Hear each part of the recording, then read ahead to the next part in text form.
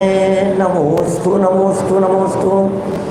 नमो हरिहंताणं, नमो सिद्धाणं, नमो आयर्याणं, नमो वज्रायाणं, नमो दोये सौवसाहुणं। वन्दे तु सर्वसिद्धे ध्रुवमचलमणोमं गतिं पते। ऊर्जामि समय पाहुः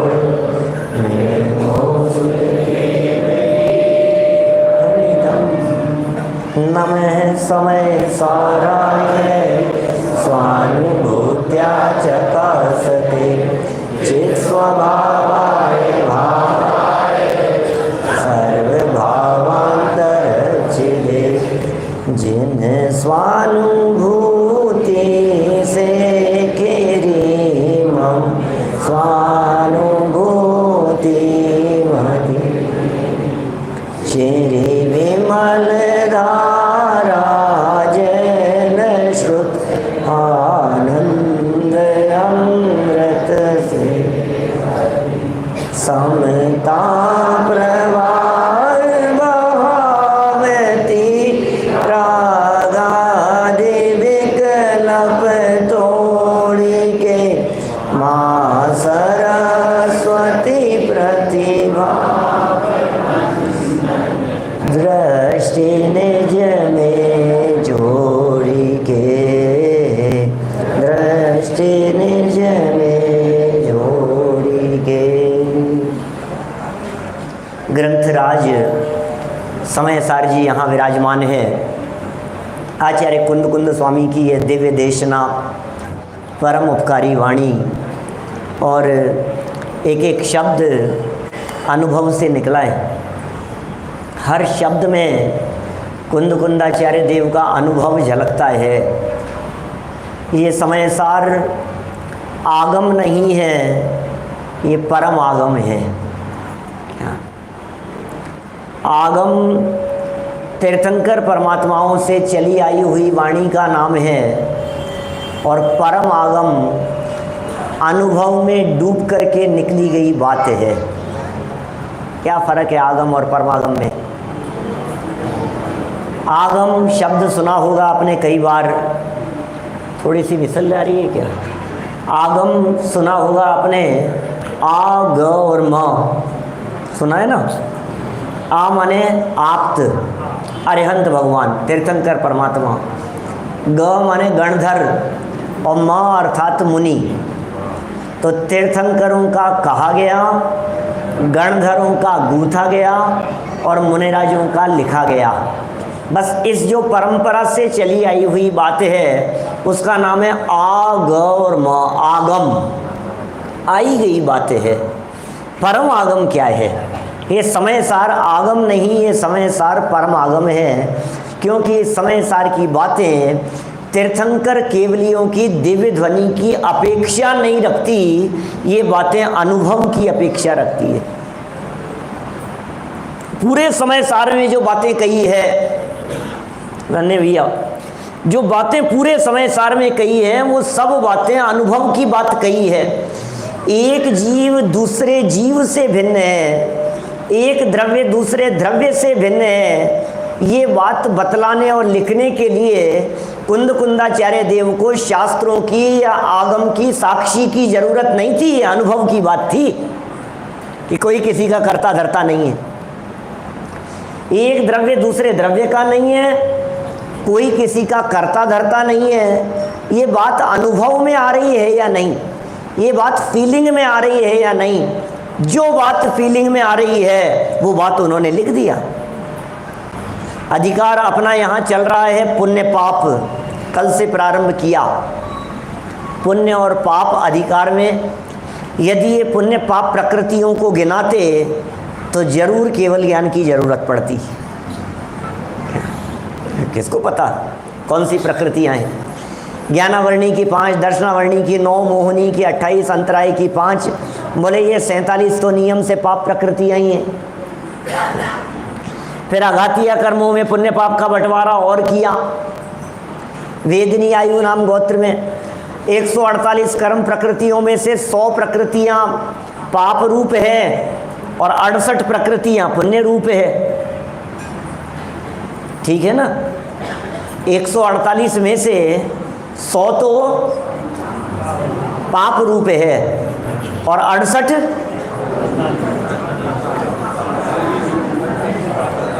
पंडित जी आपकी गणित बराबर नहीं है क्या? हैं? टोटल कितनी है? 148 और उसमें से 100 यदि पाप रूप है तो फिर पुण्य रूप कितनी होगी? 48 बचेगी ना? 48 बचेगी कि 68 बचेगी? 68 बचेगी। ये क्या चक्कर है? बोले 20 कर्म प्रकृतियां ऐसी हैं जो 20 कर्म प्रकृतियां यदि आपको अनुकूल लग रही है तो वे पुण्य प्रकृतियां हो जाएगी, और यदि वे ही आपको प्रतिकूल लग रही है तो वे पाप प्रकृति कहलाएगी। उदाहरण के तौर पर कृष्ण वर्ण, काला रंग। अब काला रंग अच्छा है कि बुरा? बुरा है। काला तो बुरा है ना? काला बुरा है। बाल काले और दांत सफेद है? और बाल यदि गलती से सफेद हो जाए तो करें काले। काला यदि बुरा है तो बाल को काला क्यों करते हैं? तो भाई अभी दुकान पर कपड़ा खरीदने के लिए जाओ तो हर कलर का कपड़ा बिकता है। दुकान पर जाकर आप ये कह कर के आओ दुकानदार को, ये क्या माल है यार, कितना खराब है, कुछ तो अच्छा रखा करो दुकान पर। कुछ पसंद नहीं आया हमारे को और दुकान से निकल करके बाहर आ गए। हमारे बाद कोई ग्राहक जाता है और वो बहुत माल खरीद करके ले आता है। जो हमें ना पसंद है वो किसी और को पसंद आ जाता है। तो रंग, रूप, कलर, डिजाइन, इसी तरह से स्पर्श, रस, गंध, वर्ण, इनकी जो प्रकृतियां हैं, ये 20 प्रकृतियां ऐसी हैं जो 20 प्रकृतियां यदि आपको अनुकूल लग रही हो तो वे पुण्य प्रकृतियां हो जाएगी, और यदि ये प्रतिकूल लग रही हो तो पाप प्रकृतियां हो जाएगी। वास्तव में तो 80 कर्म प्रकृतियां पाप रूप है और 48 कर्म प्रकृतियां पुण्य रूप है। कितने हो गए? 128। अब 20 बच गई ना? अब इन 20 को इधर भी रख दो और इधर भी रख दो तो 100 और 68 हो जाएगी। लेकिन ये जो बंटवारा है, ये बंटवारा अनुभव में नहीं आता। आत्मा का अनुभव करें या किसी बात को प्रैक्टिकल लेवल पर महसूस करने का प्रयत्न करें तो दुनिया की कोई ताकत ऐसी नहीं है जो 148 कर्म प्रकृतियों के नाम को जान लेवे। ये तो सर्वज्ञ भगवान की दिव्य ध्वनि में आई हुई बात है। इसलिए कुंदकुंदाचार्य देव यहाँ आगम नहीं लिख रहे थे, वे परमागम लिख रहे थे। उन्होंने पुण्य पाप प्रकृतियों को गिनाना उपयोगी नहीं समझा। वे तो ये बताना चाहते हैं कि पुण्य और पाप दोनों समान हैं। ये हमारे अनुभव की बात है। और हे भव्य जीवों, यदि तुम पुण्य और पाप दोनों का अनुभव करने का प्रयत्न करोगे, पुण्य और पाप को प्रैक्टिकल यदि अनुभव करेंगे, फील करेंगे, तो आपको दोनों में समानता दिखाई देगी। जीवा जीव और कर्ता कर्म अधिकार संपन्न हो गया, फिर भी इस जीव की ये महामिथ्या मान्यता कि पाप के समान पुण्य भी है, ये इसको जचती नहीं है बात। विकारी पर्याय है ना भाई, पुण्य भी तो, पुण्य परिणाम भी विकारी पर्याय है कि निर्मल पर्याय है। मैं आपसे पूछता हूँ, कई लोगों से, हमारे कई साथी ऐसे हैं जो कॉलेज में पढ़ते हैं, संस्कृत कॉलेज में, वहाँ से पढ़े हैं और अपने प्रति सद्भावना नहीं रखते, है ना भाई? ऐसे हैं मोदी जी, विपुल भाई, है ना? बहुत साथी ऐसे होंगे, बहुत मित्र ऐसे होंगे। कभी उनके बीच में चर्चा चलती है तो हम एक बात पूछते हैं उनसे कि भाई एक बात बतलाओ, 7 तत्वों में ये जो आश्रव तत्व है ये अच्छा है कि बुरा? क्या कहोगे, बोलो? दुनिया में किसी भी जैन विद्वान से पूछो तो आश्रव और बंध को कैसा बताएंगे? हे बताएंगे, आश्रव और बंध तो हे है। अच्छा, पूरा आश्रव बंध हे है कि आधा है? तो क्या कहेगा सामने वाला व्यक्ति? आश्रव और बंध तो पूरा ही हे है।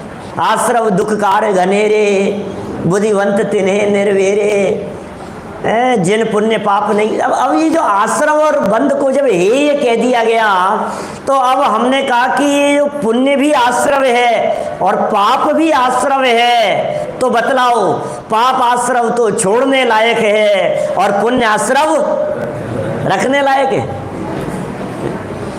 पाप बंध और पुण्य बंध, बोले जब मुक्ति के मार्ग में आश्रव और बंध दोनों ही हे है, तो पुण्य और पाप का बंटवारा क्यों करना? ये बंटवारा तो हमारी डेढ़ अकल का परिणाम है ना। हमने अपनी होशियारी से बंटवारा कर दिया। ये तो ऐसी बात हो गई कि जो खोटी चीजें हैं उनमें से भी अच्छी छांटने वाली बात हो गई। गुरुदेव तो ऐसा एग्जाम्पल देते हैं कि पाड़ी में से पाड़ा छांटना। क्या भैंस है ना, भैंस या गाय है, तो गायें हैं बहुत सारी, इन गायों में से एक पाड़ा निकालो, भैंस निकालो, तो कैसे निकलेगा? भैंसा निकालो। दादा ऐसा कहते हैं कि टीवी देखना खोटा है, अच्छा नहीं है, फिर भी ये कहता है कि उसमें से अच्छी अच्छी बातें भी होती है। भाई साहब, क्या अच्छी अच्छी बातें अपना लेनी चाहिए अपने को। अरे भाई, जो चीज ही खोटी है उसमें से अच्छी बात निकलेगी कैसे? यहाँ जिनवाणी की चर्चाएं, जो अच्छी चर्चाएं हैं, जो विशुद्ध रूप से निर्मल बातें हैं, उन बातों में तो उपयोग लगाता नहीं है, और जहाँ खोटी बातें हैं उनमें से अच्छाई छांटने की बात करता है। जब आश्रव और बंध दोनों ही दुख रूप है, तो उनमें से अच्छा आश्रव निकालो भैया। अभी पुण्य पाप का शब्द मत दो और उनसे कहो कि आश्रव तो बुरा है ना कि हाँ, बंध बुरा है ना कि हाँ, कि आश्रव और बंध में से अच्छा अच्छा आश्रव छांट लो। ये बुरे हैं तो उसमें से अच्छा अच्छा छांट लो। बंध बुरा है ना, बंधन करने योग्य नहीं है ना कि हाँ नहीं, अब उस बंध में से अच्छा अच्छा बंध छांट लो। अब अच्छा बंध कैसे निकलेगा? यहां दादा ने बहुत सुंदर इसकी भूमिका बनाई इस प्रकरण की, और दादा ने ऐसा लिखा कि भाई ये विकारी परिणाम होने से ये आत्मा नहीं है, आत्मा से भिन्न है। अभी यहाँ नहीं दिखेगा आपको, अनुशीलन में लिखा उन्होंने, और उसमें कहा आत्मा से भिन्न है, आश्रव भाव है, बंध भाव है, आत्मा को संसार समुद्र में डुबोने वाले हैं, अनादिकालीन मिथ्या मान्यता के कारण अज्ञानी जीवों की इनमें उपादेय बुद्धि बनी रहती है और वो सुख कारण मानते हैं इनको, और पुण्य का कर्ता बनकर अपने आप को भाग्यवान समझते हैं। ऐसा समझते हैं भाग्योदय हो गया। क्या कैसे हो गया? पुण्य के उदय से। पुण्य के उदय से सब अपने आप को भाग्यशाली समझते हैं। जिनके पाप का उदय आता है वे अभागे हैं, और जिनके पुण्य का उदय आता है वे सब भाग्यशाली समझते हैं। एक एग्जाम्पल दिया दादा ने कि किसी व्यक्ति ने मंदिर बनवाया, बनते ही है मंदिर, मंदिर बनने में सहयोग प्रदान किया, धर्मशाला बनवाई, प्रतिमा विराजमान की, पंचकल्याण करवाया, विधान करवाया, मंदिर का जीर्णोद्धार कराया। ऐसे कार्य किसी व्यक्ति ने करवाए तो वो इन सब कार्यों को करवा करके अपने आप को गौरवान, मैंने कितना अच्छा काम किया, बोलो आएगा या नहीं ऐसा फीलिंग में? यदि ये फीलिंग में आ रहा है तो फिर मैं कहूँगा कि जीवा जीव और कर्ता कर्म अधिकार को दोबारा पढ़ने की ज़रूरत है। क्यों साहब? जय कुमार जी, दोबारा पढ़ने की ज़रूरत है इनको, क्योंकि वही भूल की हुई है। अरे भाई, ये अत्यंत स्पष्ट बात है या नहीं कि एक एक पुद्गल का परमाणु अपनी योग्यता से परिणमन करता है। हमने कितना सुंदर मंदिर का जीर्णोद्धार कराया, बोलो सुनील जी सराफ साहब, कितनी मेहनत की है हमने, दिन रात एक किए हैं। एक एक यदि ये यहाँ ये बनी है ना, ये जिनवाणी रखने की अलमारियाँ, ये सब हमने एक एक डिसाइड की है, डिसीजन लिया है, ऐसा नहीं ऐसा, ऐसा नहीं ऐसा। ये जो पिलर खड़े हुए हैं, जो लाइटें लगवाई है, जो हॉल तैयार किया है, कितनी मेहनत लगी है। 2 साल लग गए इसको तैयार करवाने में। दिन रात एक कर दिए हमने, मोदी जी साहब दिन रात एक कर दिए ना। और फिर अच्छा बतलाइए, ये जो इस जगह पर ये कॉर्नर पर ये जो गड़बड़ी, अरे अब ये तो रह गई, ये क्या हुआ? इतना सब कुछ प्रयत्न करने पर भी ये इतना सा क्यों रह गया? ये दीवार पर वो छोटा सा काला निशान दिखाई दे रहा है, ये क्यों रह गया? उधर वो उसका स्पीकर का वायर आधा क्यों लटक रहा है? तो ये तो क्या बताएं, रह गया। अरे जनवाणी क्या ये कह रही है? जनवाणी ये कह रही है 64 नंबर का कलश आया था पीछे, 116 नंबर से 120 नंबर तक 5 गाथाओं के बाद अमृत चंद्राचार्य देव ने एक बहुत सुंदर कलश दिया था, बहुत ही मार्मिक कलश है। सब पुद्गलों में है स्वाभाविक परिणमन की शक्ति जब, और उनके परिणमन में है न कोई विघ्न जब, तब क्यों न हो वह स्वयं करता स्वयं के परिणमन का, सहज ही यह नियम जानो वस्तु के परिणमन का। 64 नंबर का कलश है, दादा के द्वारा किया गया पद्यानुवाद है। क्या कह दिया है उसमें? कुछ बात समझ में आई क्या संतोष जी साहब? क्या कितनी स्पष्ट सरल बातें हैं। सब पुद्गलों में है स्वाभाविक परिणमन की शक्ति जब, सब पुद्गलों में अपने परिणमन की शक्ति है ना। तो ये जो रचना है, ये रचना चेतन की है कि अचेतन है? पुद्गल की रचनाएं हैं, पुद्गल की रचना है, और पुद्गलों में अपने परिणमन की शक्ति है। और जीव पुद्गल के परिणमन का कर्ता धर्ता हो नहीं सकता है।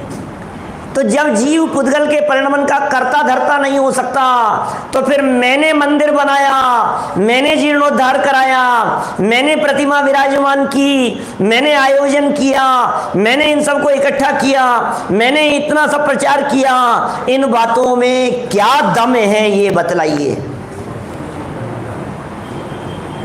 पुण्य पाप समझा रहे हैं? पुण्य अभी कह रहे मंदिर बनवाना तो पुण्य का काम है, सब मेरे किया है। अरे इसमें तुमने क्या किया? माने ये कर्ता कर्म अधिकार का एक्सटेंशन है ये पुण्य पाप अधिकार। बात वही समझाना चाहते हैं, बात पुण्य पाप के बहाने कर्ता कर्म की समझाना चाहते हैं। हमें ऐसा लग रहा है ये खोटा काम, इसने चोरी की ये तो पाप किया, और इसने दान दिया ये इसने पुण्य किया। अब आचार्य देव कहना चाह रहे हैं कि जिसने चोरी की है उसने क्या किया, और जिसने दान दिया है उसने दान देने में क्या किया, कि एक ने दूसरे के धन को हड़प लिया और एक ने अपने धन को मंदिर में संस्था में दान दे दिया। वे कह रहे हैं धन तुम्हारे देने से दिया नहीं जाता और तुम्हारे चुराने से चुराया नहीं जाता। क्या करें? उस धन का आपकी जेब से क्षेत्रांतर होना अपनी योग्यता से होता है क्या? इसमें तुम्हारी नहीं चलती है भैया बिल्कुल भी। इसलिए ये जो पुण्य और पाप की जो ये तुम व्यवस्था बतला रहे हो, धर्मशाला मंदिर बनवा करके, आयोजन करवा करके, जीर्णोद्धार करवा करके, ये तुम्हारी मिथ्या मान्यता का द्योतक है, कर्ता कर्म की यथार्थ व्यवस्था को नहीं समझने का सूचक है। हमने नहीं समझा है कर्ता कर्म की व्यवस्थाओं को। ये वस्तु इधर से इधर यदि जा रही है तो अपनी क्षेत्र से क्षेत्रांतर की योग्यता से जा रही है। इन्होंने इनका धन हड़प लिया, इन्होंने डाका डाल दिया, इन्होंने चोरी कर दी। किसने किसकी चोरी कर दी? वो धन वहां से उठ करके इधर से इधर आए तो अपनी योग्यता से आता है। इन्होंने जेब काट ली कि इसकी जेब का माल वहां से निकलकर इसकी जेब में चला जाना ये अपनी योग्यता से होता है, किसी के करने से नहीं होता। ये बात सुनकर के जेब नहीं काटने लगना। क्या करें? मैंने एक एग्जाम्पल दिया पिछले प्रवचनों में ऐसा प्रवचन चल रहा था और प्रवचन चलते चलते घर में चर्चा चल रही थी। चोर वहाँ चोरी करने के लिए आया और जो ये चर्चा चल रही थी, इस चर्चा को भी उस चोर ने सुना।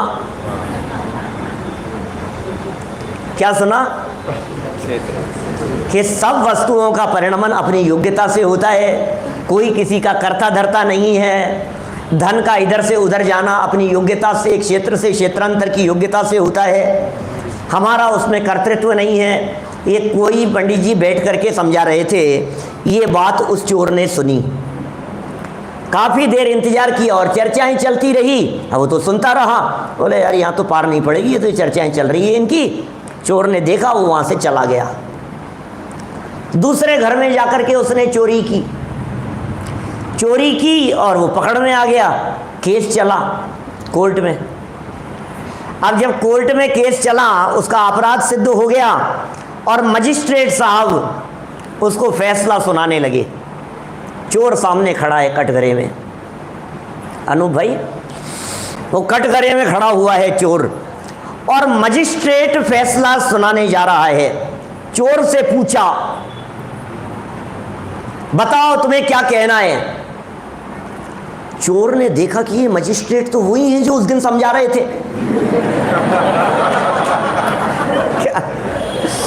क्या ये तो वही व्यक्ति है क्या?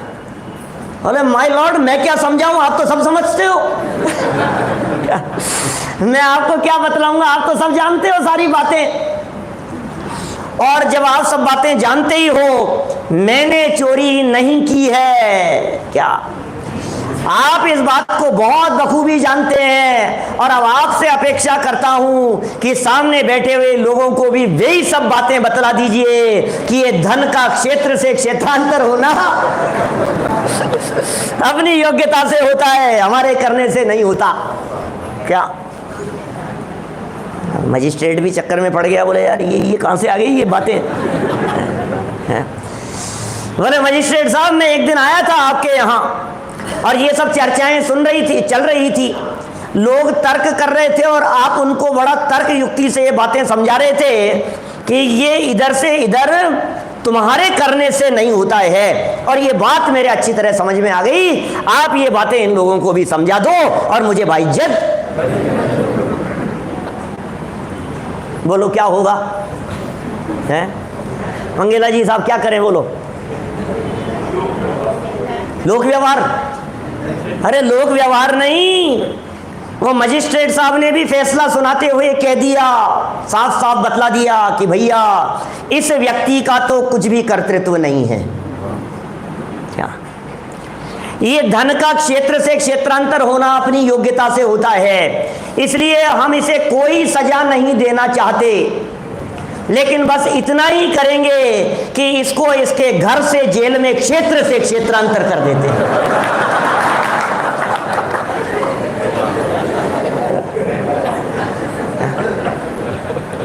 क्षेत्र से क्षेत्रांतर करना है ना तुम्हारे को। क्या ये छल ग्रहण नहीं करना। यहाँ जो बात कही जा रही है भैया, पदार्थ की ये जो योग्यता की बात है, ये श्रद्धा के लेवल पर बात है, लेकिन जो चोरी करने का तुम्हारा परिणाम है, ये परिणाम तो पाप भाव है ही।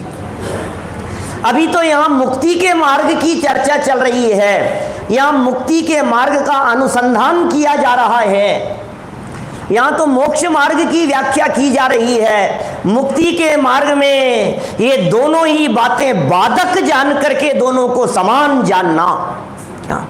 मैं आपसे पूछता हूं, हमें यदि मान लीजिए यहाँ से बंबई जाना है, तो बंबई जाने के लिए दिल्ली का टिकट खरीदना अच्छा है कि कलकत्ता का टिकट खरीदना अच्छा है?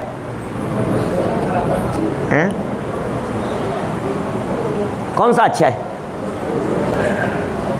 दोनों ही बाधक हैं, दोनों ही अटकाने वाले। अरे क्या बात कर रहे हो आप दिल्ली की तुलना कलकत्ता से कर रहे हो, दिल्ली देश की राजधानी है। कैसी बात कर रहे हो आप? भैया दिल्ली और कलकत्ता में अंतर हमें यहाँ नहीं देखना है, हमें तो यहाँ देखना है जहाँ हमें जाना है वहाँ के लिए ये साधक हैं या बाधक हैं। निर्णय क्या करना है हमारे को? अभी हमें पुण्य पाप का अंतर नहीं देखना है, अभी हमें पुण्य पाप का बंटवारा नहीं करना है, अभी हमें पुण्य पाप में तुलना नहीं करनी है। हमें तो सिर्फ इतना जानना है कि मुक्ति के मार्ग में ये पुण्य और पाप ये दोनों साधक हैं या बाधक हैं, ये बतलाइए। जब इस जीव को अच्छे से ये बात समझाई गई कि भैया सब पुद्गलों का परिणमन अपनी योग्यता से होता है, एक द्रव्य दूसरे द्रव्य का कर्ता धर्ता नहीं होता, ये लौकिक कार्य, ये किताबें लिखना, ये ग्रंथ छपवाना, इन ग्रंथों को वितरित करना, इनको समझाना बताना, ये सब पुद्गल के परिणमन है, ये सब उनकी पुद्गलों की अपनी शक्ति से होते हैं। जब ये बातें इनको समझाई गई अच्छे से तो बात इसके समझ में तो आएगी भैया। तर्क से समझाई, युक्तियों से समझाई, बार बार में समझाई कि तुम्हारी चल कहाँ रही है। पर द्रव्यों में चलाने की चेष्टा कर, मंदिर में चलाने की चेष्टा करते हो, घर में चलती नहीं है क्या है?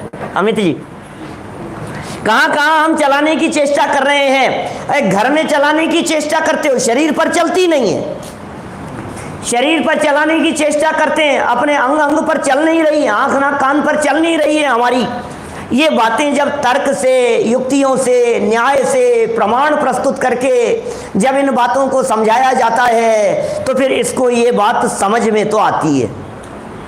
बात तो सच्ची है भैया।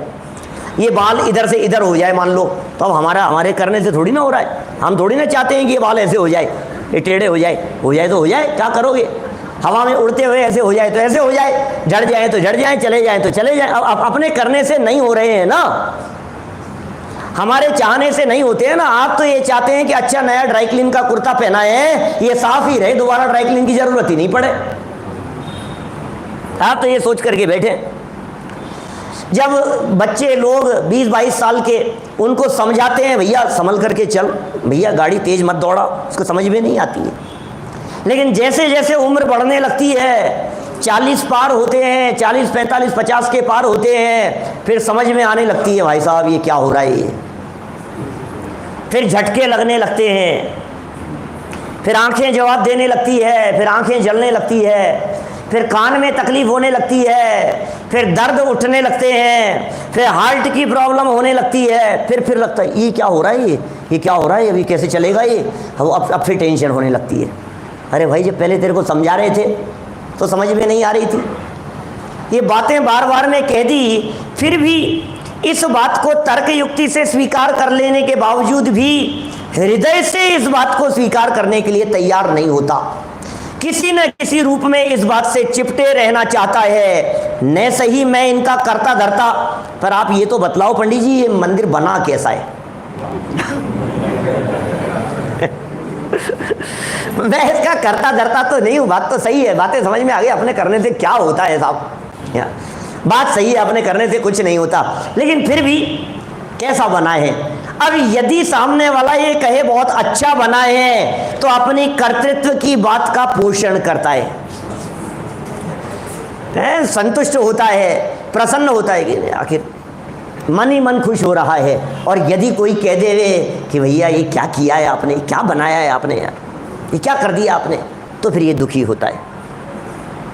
वो है ना ज्ञानचंद जी पंडित जी साहब सुनाते हैं एक प्रसंग। एक सेठ जी ने मकान बनाया और पंडित जी को बुलाया कि पंडित जी मकान का नांगल है, उद्घाटन है, आपको आना है वहाँ ज़रूर। बहुत पैसा लगाया है और बहुत शानदार मकान बनाया। और जब पंडित जी आए तो पंडित जी से पूछा, पंडित जी कोई कमी हो तो बताओ। अब देखो इसको पता है कोई कमी नहीं है, ये तो सुनना चाहता है कि कोई कमी नहीं है। ये सुनना चाहता है सामने से, इसलिए ये आगे होकर के पूछता है पंडित जी कैसा लगा, कोई कमी तो नहीं है। पंडित जी भी बड़े होशियार थे, बोले सेठ साहब 2 कमियां। अरे क्या कमियां है बताओ।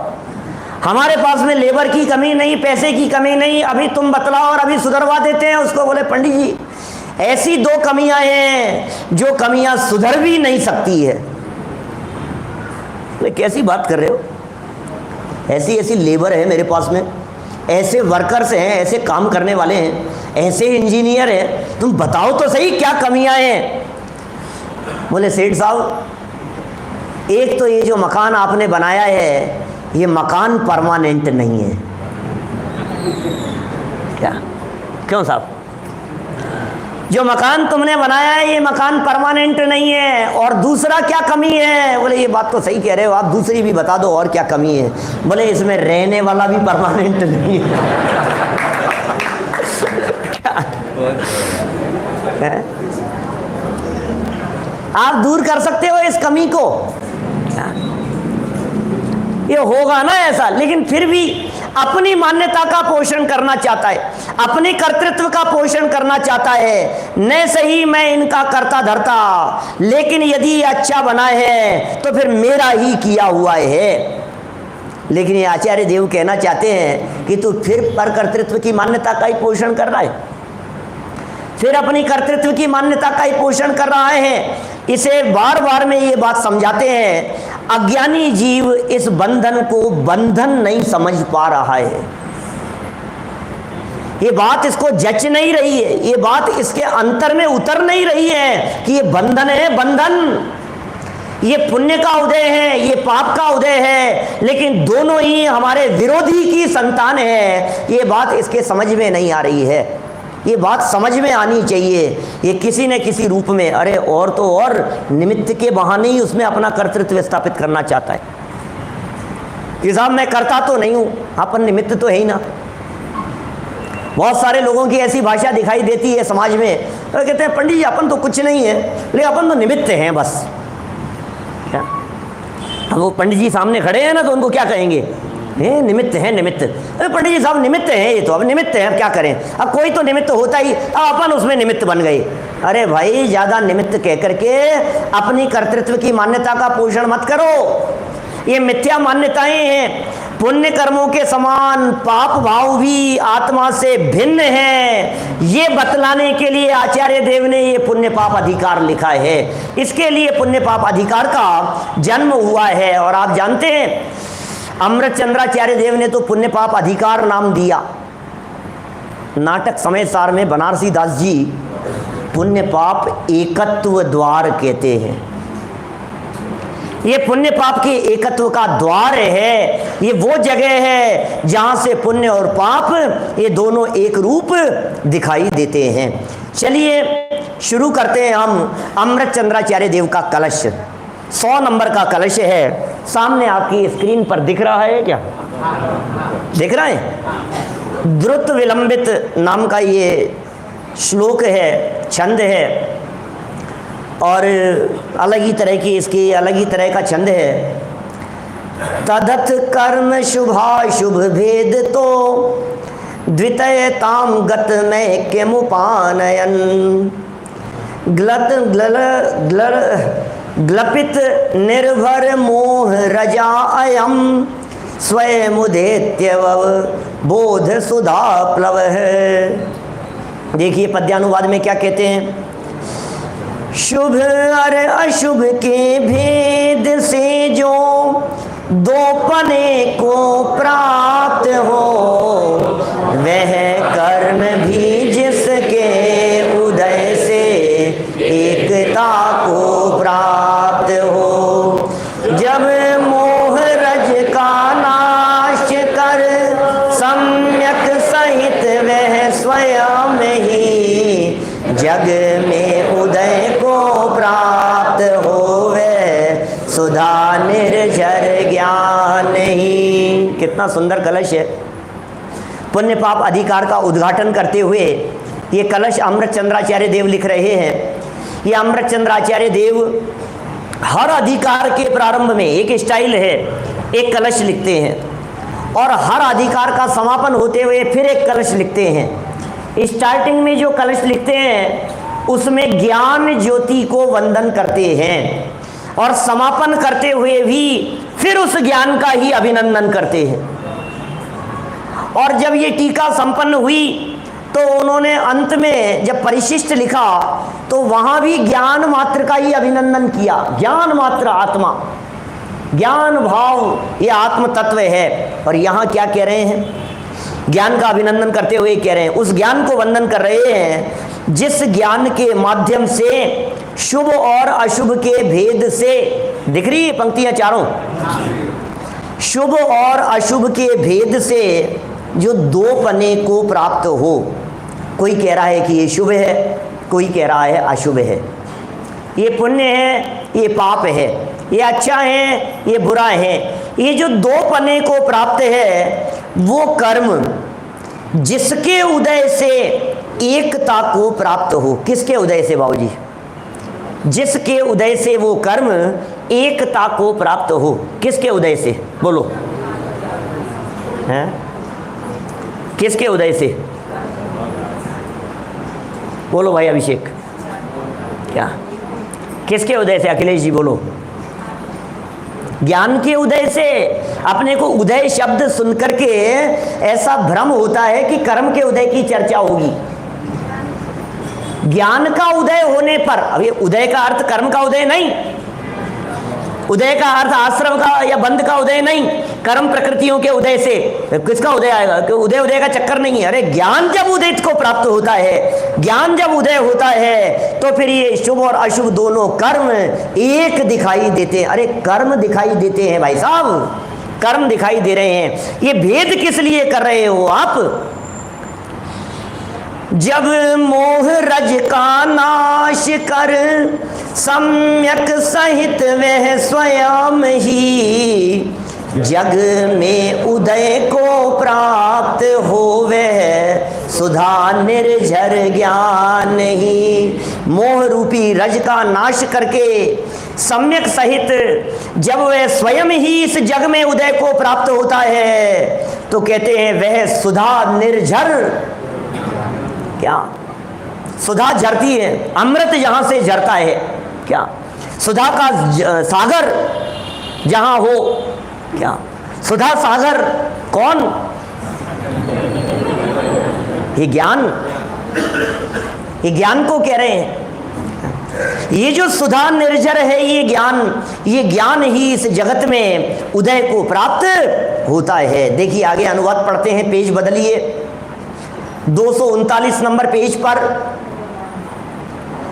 अब शुभ और अशुभ के भेद से दो पने को प्राप्त उस कर्म को एक रूप करते हुए जिसने मोह रज को अत्यंत ही दूर कर दिया है, ऐसा यह ज्ञान रूप सुधाकर स्वयं ही उदय को प्राप्त होता है।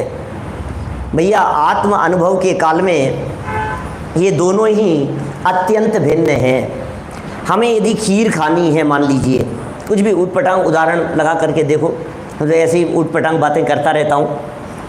हमें खीर खानी है और हमने कहा एक चम्मच लाना, और किचन में से कोई व्यक्ति बड़ी परात ले आया। तो मूर्ख है, अकल ठिकाने है तेरी, क्या कि चम्मच चाहिए मेरे को? वो दोबारा गया और उस परात की जगह इतना बड़ा भगोना ले आया। क्या तेरे समझ में नहीं आ रही है ये क्या है? ये अब दोनों को हम एक ही बात कह करके पुकारे हैं कि वो ला रहा है, ये ला रहा है, एक ही बात है। और कोई व्यक्ति ये कहे कि भगोने को और परात को एक ही कह रहे हैं, इनमें अकल नहीं है क्या? अरे हम भगोने और परात को एक कह रहे हैं का अर्थ ये है कि चम्मच से दोनों भिन्न हैं। क्या हमारे प्रयोजन की सिद्धि कराने वाले दोनों नहीं है क्या? हमारे दोनों ही काम आने वाले नहीं है। यहाँ जो बात कही जा रही है यही बात कही जा रही है कि ये दोनों एक पने को प्राप्त करते हुए जिसने मोह रज को अत्यंत ही दूर कर दिया है, ऐसा यह ज्ञान रूपी सुधा कर अमृत करने वाला स्वयं ही उदय को प्राप्त होता है। यह पुण्य पाप अधिकार के मंगलाचरण का कलश है। पुण्य पाप अधिकार का मंगलाचरण है। अभी पुण्य पाप की चर्चाएं की नहीं है, अभी हमने पुण्य पाप के बारे में कुछ बतलाया नहीं है। ये मंगलाचरण का कलश है। इसमें उस सम्यक ज्ञान ज्योति को, ज्ञान सुधाकर को स्मरण किया गया है जिसने पुण्य पाप संबंधी अज्ञान का नाश किया है। पुण्य पाप संबंधी अज्ञान क्या है भाई साहब? पुण्य को पाप समझ लेना, पाप को पुण्य समझ लेना, अज्ञान है ना पुण्य पाप के बारे में? नहीं, पुण्य और पाप को दोनों को समान समझ लेना, ये तो अमृत है, ये तो सम्यक ज्ञान है। पुण्य और पाप में भेद कर देना ये अज्ञान है। बातें बहुत सरल है और मुझे मालूम है मुमुक्षु मंडल में यहाँ सभा में बैठ करके ये बातें करना ऐसा लगता है जैसे सब तो जानते हैं पुण्य पाप समान है। कोई नई बात बताओ पंडित जी, क्यों इतनी बात समझ में आ गई है? इतनी बात समझ में आ गई कि पुण्य पाप समान है। यदि आपको ये पुण्य पाप समान दिखने लगे तो दिल पर हाथ रख करके बतलाना, क्या आपको टीवी देखना और आपको जिनेंद्र देव के दर्शन करना दोनों एक जैसा दिखता है? और ये कैसी बात कर रहे हो? आपको शास्त्र पढ़ना और आपको न्यूज़पेपर पढ़ना, क्या ये दोनों एक जैसा लगता है? ऐसा कैसे होगा? कैसी बातें कर रहे हो आप? शास्त्र पढ़ना तो जनवाणी का अध्ययन है, स्वाध्याय है, और कहाँ न्यूज़पेपर पढ़ना? ये दोनों एक जैसा हो सकता है? कभी कभी एक जैसा नहीं हो सकता है पंडित जी। ये तो दिमाग खराब है आपका, इस तरह की बातें कहने में भी पाप लग रहा है, मालूम है आपको? आप न्यूज़पेपर के बराबर कह रहे हो इस जनवाणी को, कि मैं नहीं कह रहा हूँ, कुंद कुंदाचार्य देव कह रहे हैं। अरे कैसी बात कर रहे हो, ऐसा ऐसा कैसे कह देंगे कुंद कुंदाचार्य देव? भैया मुक्ति के मार्ग का प्रसंग है। जब मुक्ति के मार्ग का प्रसंग है तो दोनों को एक रूप ही देखना पड़ेगा। और इसके संबंध में आगे चल करके कहेंगे ये सारी बातें। अगले कलश में ये कह रहे हैं दोनों क्षुद्रा के बेटे हैं। बाहर में वेश अलग नजर आ रहा है। युगल जी बाबूजी के शब्दों में कहूँ मैं यदि, तो मैं कह सकता हूँ एक नहाया हुआ है और एक बिना नहाया हुआ है, बस आगे नहीं कहना कुछ भी। सुना है किसी ने? सुना है कि नहीं? मैंने एक नहाया हुआ है और एक गंदगी साफ करके निकला है। क्या किसी गली में, किसी गटर में, कीचड़ में से हाथ पांव कीचड़ में लथपथ हैं और दूसरा नहा धो करके निकला है, बस इतना ही फर्क है। बाकी दोनों ही एक समान ही है, कोई फर्क नहीं है दोनों में। ये पुण्य तुम्हारे को अच्छा दिखाई दे रहा है, ये पाप बुरा दिखाई दे रहा है, लेकिन ये दोनों ही एक समान है। ये ज्ञानी की दृष्टि है। ज्ञानी कहाँ बैठ करके देखते हैं ये बतलाइए। ज्ञानी जहां अंतर में बैठ करके देख रहे हो, अरे एक तरफ अतीन्द्रिय आनंद रूपी अमृत है और दूसरी तरफ खारे पानी का जल है या मीठे पानी का जल है, मीठा पानी है। एक तरफ खारा पानी है, एक तरफ मीठा पानी है और एक तरफ अमृत है। बोलो किसका स्वाद लेना है? अमृत का स्वाद लेने वाले कह रहे हैं अरे यार क्या है, दोनों एक जैसे हैं। कि नहीं फर्क तो है, क्या बात कर रहे हो आप? क्या फर्क है दोनों में? दो बच्चे हैं, फेल हो गए। एक बच्चा 6 सब्जेक्ट में फेल हुआ और एक बच्चा 2 सब्जेक्ट में फेल हुआ। फर्क है कि नहीं दोनों में? दोनों में फर्क है या नहीं है? नहीं है दोनों में फर्क। एक बच्चा उदास होता हुआ आ रहा था सामने से रिजल्ट लेकर के, और क्या हुआ कि वो बहुत दुखी हो रहा था। पिताजी डांटेंगे, पिटाई करेंगे, आज तो क्या रिजल्ट आया है, फेल हो गया है, 2 सब्जेक्ट में फेल। और इतने में पड़ोस में 4-5 लोग खड़े थे, युवा साथी लोग, रहे क्या क्या दुखी हो रहा है? फेल हो गया। अरे देखा मार्कशीट, 2 सब्जेक्ट में, बस ये देख इसका तो पूरा ही डब्बा गोल है। क्या इससे तो बहुत अच्छा है क्या? इतना उसने सुना और बाजार से मिठाई खरीदी और घर मिठाई का डब्बा लेकर के गया। क्या पिताजी भी खुश हो गए कि बच्चा पढ़ता नहीं था, नालायक, मैं तो इस फिराक में था कि इसकी पिटाई करनी है, डब्बा मिठाई का लेकर के आया है, इसका मतलब क्या? मार्कशीट देखी और उसे डांटना शुरू कर दी। अरे पिताजी आप तो ऐसे ही डांटते हो, वो 4 अंकल बाहर खड़े थे, वो कह रहे थे उससे तो बहुत अच्छा है।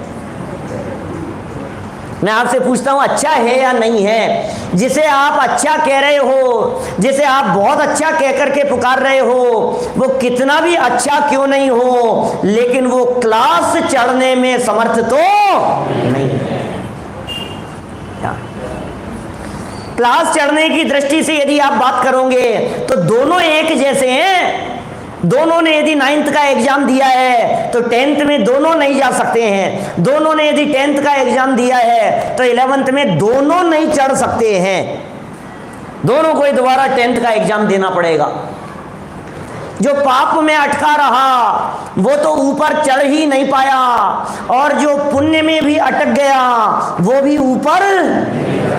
दोनों की कक्षा कौन सी है? बोले पहली कक्षा में है दोनों, पहली से चौथी में जाना था, दोनों नहीं जा पाएंगे। कोई मूर्ख व्यक्ति ऐसा समझ ले वे उससे तो अच्छा है, उससे तो अच्छा है। टोडरमल जी साहब ने बड़ा सुंदर प्रयोग किया। मैं समझता हूं 231 नंबर पेज पर चर्चा है। 231 नंबर पेज पर मोक्ष तत्व संबंधी अन्यथा श्रद्धान बतलाया है, क्योंकि 225 से शुरू हुआ जीव अजीव तत्व संबंधी अन्यथा श्रद्धान, फिर आगे बढ़ते हुए 231 पर यह चर्चा है जिसमें उन्होंने मोक्ष तत्व के अन्यथा श्रद्धान की बात कही। और वहां उन्होंने कहा स्वर्ग से तो अच्छा है मोक्ष। क्या ये जीव स्वर्ग से मोक्ष को अनंत गुना अच्छा कहता है। ऐसे हमारे साथी लोग जो कहते हैं ना कभी इस तरह, अरे यार आप देखो मोक्ष के मार्ग में हमने समझ लिया कि दोनों समान हैं, हमने ये मान लिया मुक्ति के मार्ग में दोनों बाधक हैं, हमने ये मान लिया कि मुक्ति की प्राप्ति करने में पुण्य और पाप दोनों अड़चन उत्पन्न करने वाले हैं, लेकिन फिर भी पाप से तो पुण्य भला है। क्यों साहब? पाप से तो भला है पुण्य। अब क्या कहना है आपको? पाप से पुण्य भला। अच्छा, हमने पूछा भैया कितना भला है तुम बता दो। बोले पाप से तो कम 100 गुना भला है, ये ऐसे तो कहो। तो हम कहें कि 100 गुना, चलो आज तुम भी खुश हो जाओ, हम कहते हैं 100 गुना नहीं, लाख गुना अच्छा है। बोले आए ना, देखो आज पंडित, आज आपने सही बात कही। पाप से पुण्य कितना गुना अच्छा है? लाख गुना अच्छा है। हमने कहा अनंत गुना अच्छा कहते हैं। अरे यार क्या बात कर रहे हो, तुम्हारे मुंह में घी शक्कर। फिर हमने कहा एक बात बतला दो कि पाप कितना अच्छा है। बोले पाप तो बिल्कुल अच्छा नहीं है। मैंने कह दी पाप बिल्कुल अच्छा नहीं है माने 0। अब इससे गुना करो 100 का, 1000 का, लाख का, करोड़ का, अनंत का। क्या करना है? पाप से पुण्य लाख गुना अच्छा है कि नहीं? कितना गुना अच्छा है?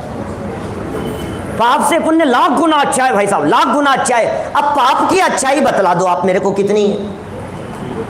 पाप भी अच्छा है किसी अपेक्षा से, थोड़ा बहुत तो अच्छा कह दो। कोई 0.01%, 0.001% कुछ तो अच्छा कह दो। बोले नहीं साहब वो तो 0 है, पाप को अच्छा कैसे कह सकते हैं? पाप तो बुरा ही है, बिल्कुल बुरा है। तो बोले पाप को कितने नंबर देते हो? 0 दे रहे हैं। अब पुण्य कितना गुना करना है इससे? 0 से किसी भी संख्या को मल्टीप्लाई किया जाए, रिजल्ट क्या आएगा? 0 ही आने वाला है। बोले तुमने तो फंसाने की बात करते हो। फंसाने की क्या है? जो तुम कह रहे हो वही कह रहे हैं हम तो। जो तुम कह रहे हो इतना गुना अच्छा है, हम भी उतना ही गुना अच्छा कह रहे हैं। भैया ना समझी वाली बातें हैं ये सब। इससे इतने गुना अच्छा है, इससे इतना गुना अच्छा है। आइए जैन साहब क्या समझे बोलो। देखो क्या लिखा है यहाँ पर। यह पुण्य पाप अधिकार का मंगलाचरण का कलश है। इस कलश में सिर्फ मंगलाचरण किया गया है अभी। और मंगलाचरण में तो नमस्कार किया जाता है, मंगलाचरण में तो वंदन किया जाता है।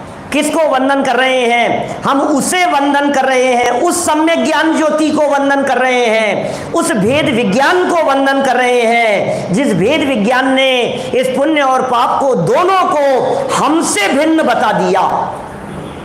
अभी देखो भेद विज्ञान का कोई अर्थ ऐसा नहीं समझ लेना कि पुण्य और पाप में भेद करो, यही तो भेद विज्ञान होगा। भेद विज्ञान करना है ना, पुण्य और पाप को न्यारा न्यारा करो भैया, भेद विज्ञान करना है। पुण्य न्यारा है, पाप न्यारा है, भेद विज्ञान करना है, भेद विज्ञान करना है। अरे नहीं, पुण्य पाप दोनों को आत्मा से भिन्न जानना है, ये भेद विज्ञान करना है। जिस ज्ञान ने इनको भिन्न भिन्न जान लिया, जिस ज्ञान ने इन्हें आत्मा से भिन्न पहचान लिया, और आत्मा से भिन्न पहचान करके बोले एक काले कपड़े पहन करके आया था, एक सफेद कपड़े पहन करके आया है, लेकिन दोनों ही चोर थे, दोनों ही लुटेरे थे। बोलो आप किसको पसंद करोगे? एक काला चोर आया, एक गोरा चोर आया, तुम किसे पसंद करोगे? काले वाले चोर को कि गोरे वाले चोर को? एक बदमाश का वेश धारण करके आया और एक साधु का वेश धारण करके आया। बोलो दोनों में से अच्छा कौन?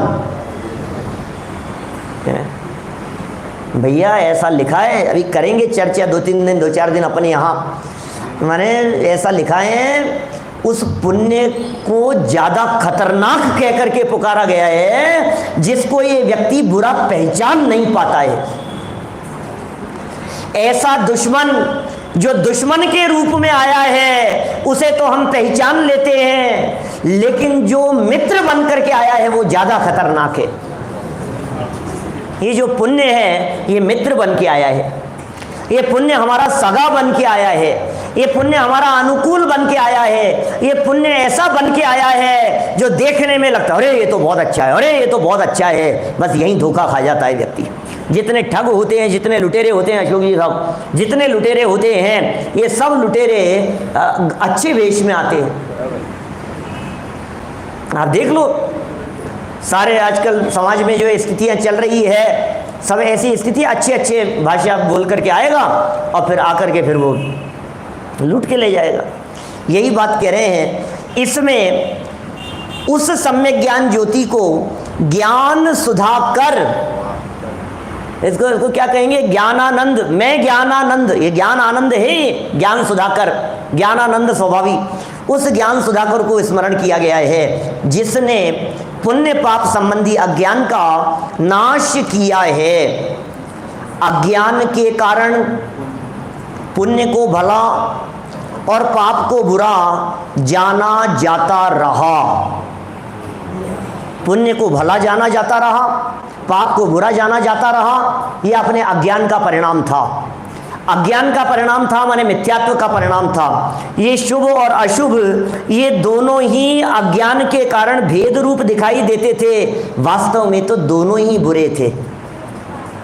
इस कारण अज्ञानी ने पहचान न पाया। क्या ऐसा लिखा है? बनारसी दास जी ने लिखा है ऐसे नाटक समय सार के छंदों में। इस कारण अज्ञानी उसे पहचान नहीं पा रहा है क्योंकि वेश अलग अलग है। कल हमने चर्चा की थी ना इस तरह की, ये है तो एक कर्म और दो वेश बना करके आ रहा है, डबल रोल में आ रहे हैं। अब डबल रोल में आ रहे हैं तो एक डाकू का वेश धारण करता है और एक दूसरा वेश धारण कर रहा है, लेकिन दोनों एक ही के बेटे हैं, दोनों एक ही व्यक्ति के बेटे हैं। एक डाकू के घर में पला है और एक सज्जन के घर में पला है। क्या फर्क है दोनों में? दोनों की रगों में एक ही खून बह रहा है। अज्ञान के कारण अज्ञान विधाता है इनका। कहाँ लिखा है ये? सिमंदर भगवान की पूजन फल का छंद। शुभ अशुभ वृत्ति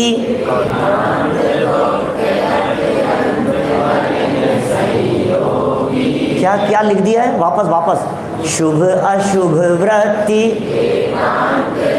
एकांत दुख। एकांतवादी हो तुम लोग हैं? एकांत की बात क्यों करते हो? तुम अनेकांत की बात करो ना विकास जी। अनेकांत की बात करें ना, आप एकांत की बात कर रहे हो और पूजा में भी आपने एकांत डाल दिया। ये एकांतियों द्वारा लिखी गई पूजा है, तुम लोग मत करना।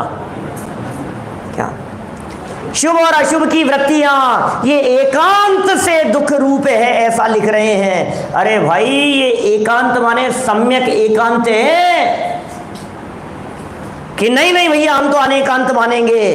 कि तुम पहले सम्यक एकांत का स्वरूप समझ लो क्या होता है। तुम पहले समझ लो कौन सा एकांत छोड़ने योग्य है और कौन सा एकांत अपनाने योग्य है। हमारे यहाँ जैन परंपरा में एकांत को अपनाने योग्य कहा है और आपके मुंह से कहलवा सकते हैं हम कि एकांत अपनाने योग्य है। बोलो किसी भी व्यक्ति को ले आओ हमारे सामने जो ये कहता हो कि सर्वथा एकांत को नहीं मानना है, हम उसे समझा देंगे उसे एकांत कैसे मानने योग्य है, सम्यक एकांत मानने योग्य है। बोलो रत्नत्रय ही मोक्ष का मार्ग है, इसमें एकांत है कि अनेकांत भी है? मोक्ष जाने के लिए दिगंबर वेश धारण करना कंपलसरी है, एकांत है कि अनेकांत भी है? लगाओ अनेकांत है? नहीं क्या बात कर रहे हो साहब? अनेकांत है, हम तो कपड़े उतार के भी चले जाएंगे, बिना उतारे भी चले जाएंगे। लगेगा ऐसा अनेकांत? आप भी अपनी जबान से इस बात को कहने के लिए तैयार हो जाएंगे कि नहीं नहीं पंडित जी बात तो सही कह रहे हो, ये सम्यक एकांत है कि बिना भी दिगंबर देह वेश धारण किए कोई भी व्यक्ति मुक्ति की प्राप्ति नहीं कर सकता है। एक दो नहीं, ऐसे 100 200 1000 बातें कह सकता हूं मैं। भोग भूमि के जीव नियम से स्वर्ग में ही जाते हैं, देवगति में ही जाते हैं। बोलो एकांत है क्या अनेकांत है? लगाओ इसका प्रतिपक्ष। मोक्ष जाने के लिए एक शायिक सम्यक तो चाहिए, लगाओ इसका अनेकांत। तीर्थंकर कर्म प्रकृति का उदय 13वें गुणस्थान में ही आता है, लगाओ इसका अनेकांत। 11वें गुणस्थानवर्ती नियम से गिरता ही है, लगाओ अनेकांत। नहीं नहीं कभी नहीं भी गिरे, अरे नहीं गिरेगा ही नियम से, ये सम्यक एकांत है। सप्तम नरक का नारकी नियम से क्रूर पशु ही होता है, ये सम्यक एकांत है, इसमें अनेकांत नहीं चलेगा तुम्हारा। वो क्रूर पशु मर करके नियम से दोबारा नरक में जाएगा, सम्यक एकांत है। सर्वार्थ सिद्धि के देव मर करके नियम से एक भवावतारी होते हैं, सम्यक एकांत है। लाइन लगा करके आप समझ में आ गई, हजारों बातें कही जा सकती है, ये सब सम्यक एकांत है।